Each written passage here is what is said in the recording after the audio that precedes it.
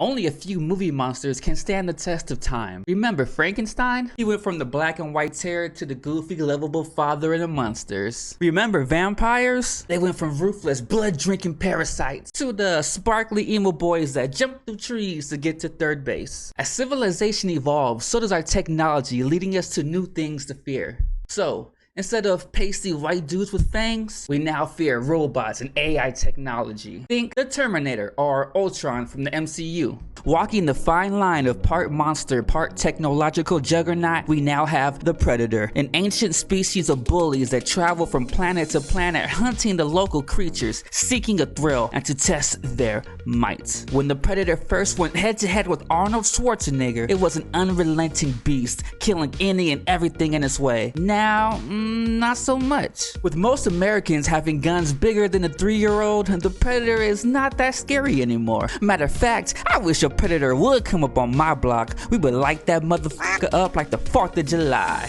So, what can they do to make this hulking beast seem scary again? How can they once again have the Predator putting fear in the moviegoers' hearts? Well, don't you worry. Hulu decided that in order to show how badass a Predator is, it's going to send the Predator to the year 1719 to go head to head with a small Native American woman. Excuse me, what?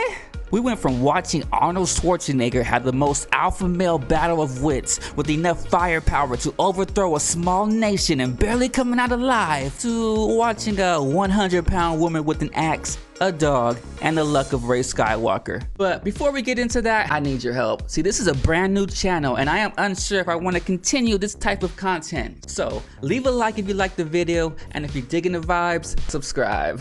Why did I say that? That's so corny. And trust me, if we hit our goal of 300 subscribers, I'm going to put out my video called Why Resident Evil Sucks. It's gonna piss some people off, I tell you. The story centers around a young Native American woman named Naru in a tale as old as time. You see, Naru is a strong, independent woman that don't need no man, fighting against gender stereotypes. And this is all in the 1700s. She was a feminist before it was cool. You see, she struggles with her people. They want her to stick with the gatherer role like most of the women in her tribe, but she wants to be a hunter like her brother Taba. Quick interruption. I know I sound negative about this movie, and I mostly am, but I freaking love Taba. I liked him so much I actually learned his actor's name, Dakota Beavers. I really enjoyed his skepticism when his sister was telling him about a creature she saw. He doesn't quite believe her, but he has this look of intense worry in his eye that I really dug it. It's not skepticism,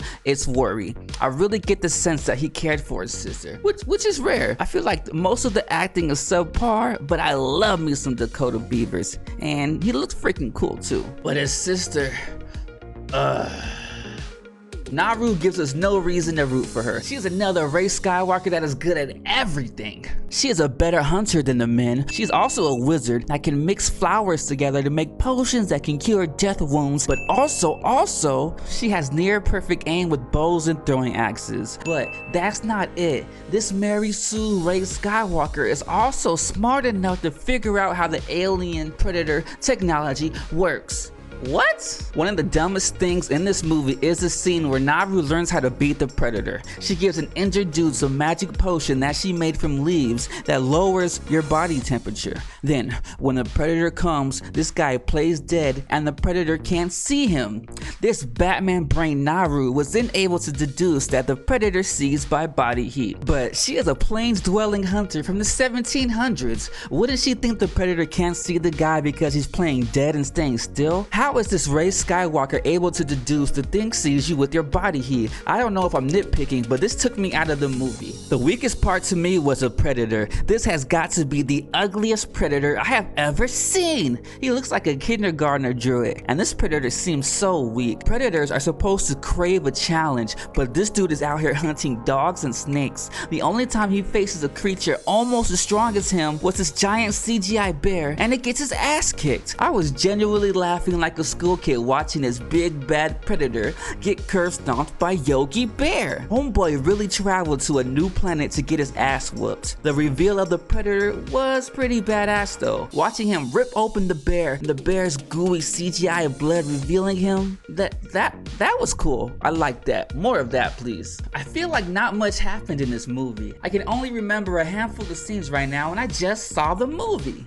It was slow at some parts, but still enjoyable. If you are a fan of the original Predator, you might find some things in this movie to like. If you have not seen the original Predator, please stop what you're doing, go and watch that movie, and then come back and watch this one. It might make it more enjoyable. Trust me, you'll thank me later. With the unmemorable main character and the Predator purposely doing dumb things to move the plot forward, you can definitely tell this writing is kind of weak, and therefore I give this movie 6 broken mandibles out of 10.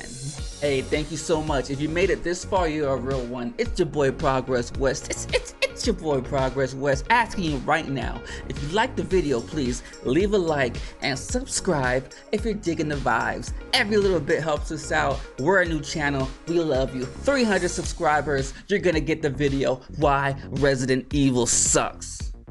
No cap.